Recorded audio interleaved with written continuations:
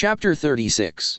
When each individual being incarnates on this planet, it is with the explicit intention of blessing all experiences into wisdom, not only for themselves, but also for the planetary whole. It would seem that each individual life expression can hardly be a blessing to the planet and its inhabitants as a unit, but that is very much the case. Each has the opportunity to focus his life experience for the good of all concerned. That inclusion is far-reaching indeed. When this intention can be coupled with harmonious application of the universal laws, a great contribution to the planetary consciousness is made. Fame or fortune need not accompany this contribution. Most often, the greatest contributions are made in obscurity and often without the conscious knowledge of the person doing so. These individuals simply experience life as a pleasant and harmonious sojourn. These are often recognized as being an old soul, a term applied to those who seem to create for themselves an experience of simplicity and contentment, and no recognition is given to them as accomplishing anything in particular. However, from a larger perspective, their contributions are a major balancing factor. This does not in any way take away from those that do place themselves in the forefront of activity and contribute greatly to the focus of attention to not only great good, but also to great evil. It is difficult to consider that those that focus evil into recognition are of service to the planetary whole. It can be considered that they draw to them the evil that is present in the mass consciousness as a boil draws the infection present within a body to a crisis point so that it may burst or be incised and removed and healing may take place. It is the tendency of humanity to judge and blame individuals and situations from their individual point of view rather than from the larger picture of planetary wholeness. Each has their own particular purpose for reincarnating and through the law of attraction bringing into experience what is needed to complete the purpose for the lifetime. As mentioned previously, each lifetime is a contribution to a greater totality of experiencing into wisdom. There exists a holograph of experience that requires the completion of various segments of experience in order that completion may be experienced. Therefore, it is unwise for individuals to decide what is good or bad with regard to the behavior of others as well as their choice of lifestyle. Each is to strive to accomplish what seems important in the moment and to listen to the inner guidance that is available to all.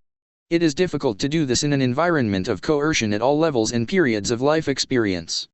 Fortunately, there are those that do hear or feel strongly what is appropriate for them and consistently move toward their unknown goal. As frustrating as it is one of the requirements that the goals are either forgotten or are influenced out of the awareness by the parent, religion, government influences present from birth until death. As each moves through their sequential life experience, it is impossible for them to ascertain their success or failure with regard to attaining the intended goal. Each must follow their guidance and keep on keeping on. A life filled with synchronicities and one that answers inner urgings to undertake what seem appropriate actions and that appear to accomplish the desired goals may well be on track.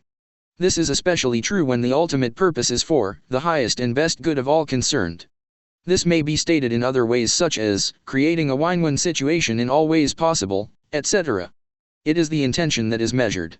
Through ethical intention, the first two universal laws are invoked.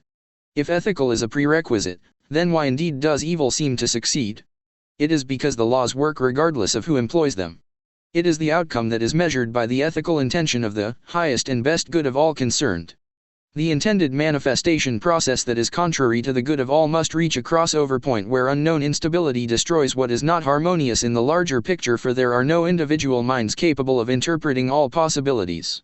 It is the clarity and duration of the intended focus that does hold a evil situation in manifestation beyond the normal point of destruction. Knowledge of the universal laws is not normally an unknown. Therefore, those who plan to hold on to Earth as a colony know and understand their application well. It is the human population that has been denied the knowledge and understanding of them so that they cannot use them to help free themselves from the plan to continue their enslavement. It can therefore be understood why the knowledge of these important laws is a prerequisite to those humans calling forth the freedom of Earth's inhabitants. These messages have from the beginning been leading the readers toward the acceptance of the truth that they contain. It has been necessary to slowly and carefully lay a foundation of understanding that moves beyond blame for the condition in which humanity finds itself. It is important that mankind accept the responsibility that they have allowed themselves to be duped and misled over thousands of years to be the slaves and toys of those who would control them. The plan to hold them in this deplorable condition has been one carefully implemented since man has been allowed to rule himself. That these human rulers are carefully controlled is absolutely true. By absenting themselves, the true rulers have hidden their influence behind blind faith augmented by cruel punishment for disobedience meted out by a God of love. The paradox of this claim has kept mankind in a constant turmoil and exactly where it was planned that they be. It is the hope of those waiting patiently for evolved humans to see through the ruse and to declare among themselves the intention of ending this practice once and for all. It is the key to all hope for creating a new paradigm of experience. Chapter 37. It is essential for the ground crew to understand that their commitment is to assist humanity to take advantage of their help and the opportunity of the completion of the various cycles that are reaching their culmination. The outcome beyond that is to be allowed.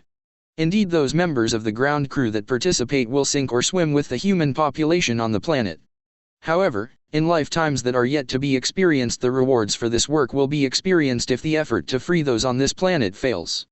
Those members of the ground crew that do not answer the call to complete their mission will indeed become part of the destiny of the human population. It is the risk that was known to them in the beginning of this process. The degree of the opportunity available depends upon the participation of each individual. In no way is this intended to be a threat, but as encouragement to look carefully into the inner awareness as to the validity of these messages and to feel what is the appropriate response.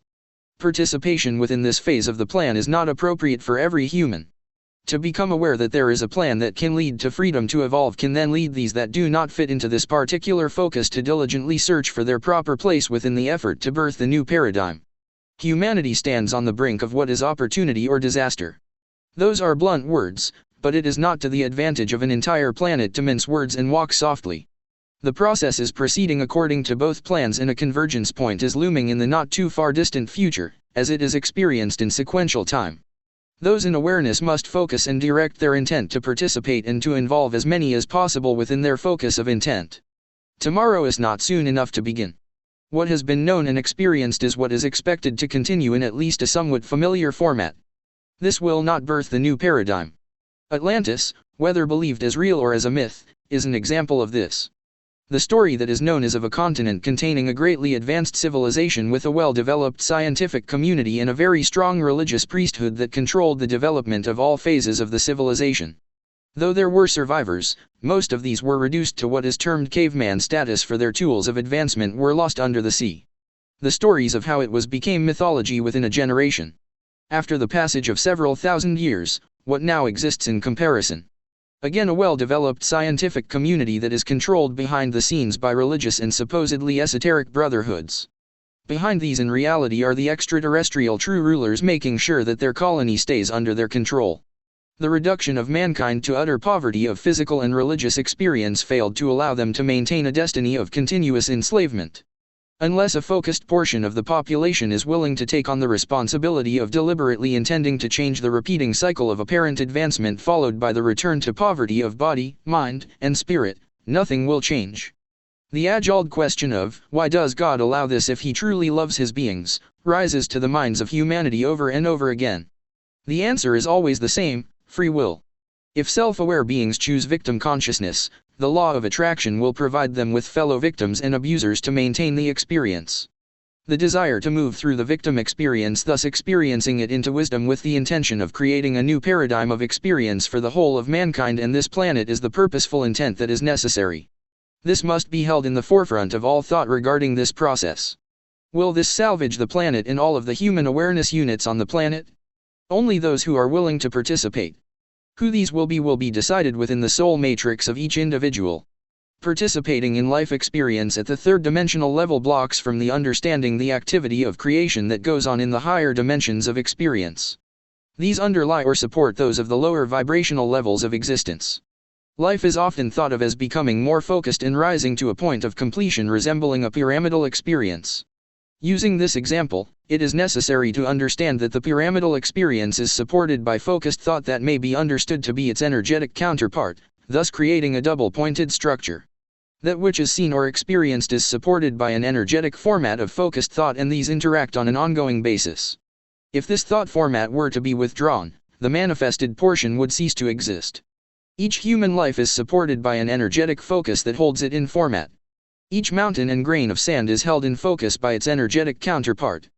To illustrate this principle within the life experience, a business or organization is held in experience by the thoughts of those who participate by their focused thought. If that is withdrawn, it no longer continues to exist. It continues or it fails based upon the factors required and whether or not these were included in the focus of attention and intention. The information contained above can be carried over into the previous discussion of placing attention and intention within the application of the basic laws of the universe. By releasing them in harmony through proper intent, the action of the thought-thinking function of the laws can and does supply the factors required for true manifestation of the desired outcome to the highest and best good of all concerned.